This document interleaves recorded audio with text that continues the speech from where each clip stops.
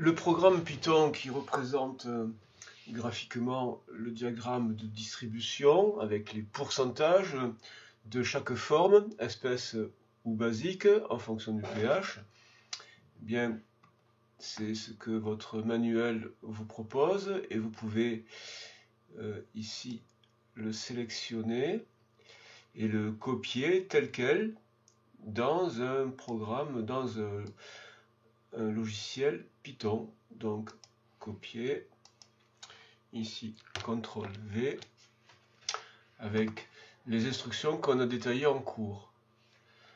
Et on reconnaît l'attente de la valeur du pKa, puis le calcul avec 10 puissance pKa divisé par 10 puissance pH plus 10 puissance pKa pour la proportion de la forme.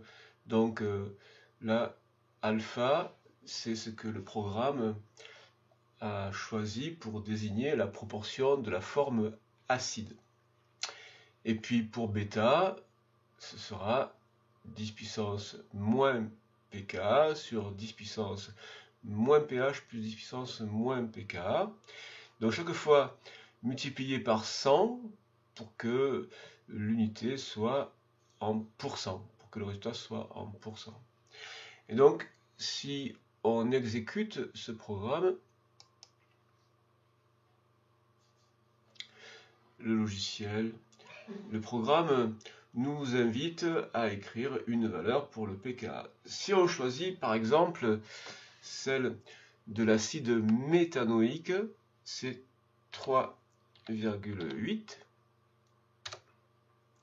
eh bien, on a donc une représentation en aile de papillon, en X, avec à 3,8 cette situation caractéristique où on a distribution égale, équitable entre la forme acide de l'acide méthanoïque et la forme base conjuguée, donc les ions méthanoates.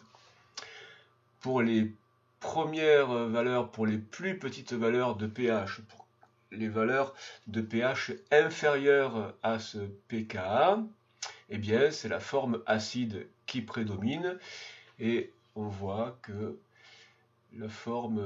la proportion reste très majoritaire à 100% pendant longtemps et que la variation est très brutale au voisinage du pKa. On a une zone de virage, une zone sensible qu'on a définie pour les indicateurs colorés de pKa-1, pKa plus 1, donc l'intervalle de 2 unités de pH. Et en dehors de cet intervalle-là, on a vraiment une distribution très marquée avec une espèce très majoritaire, prédominante, et l'autre négligeable.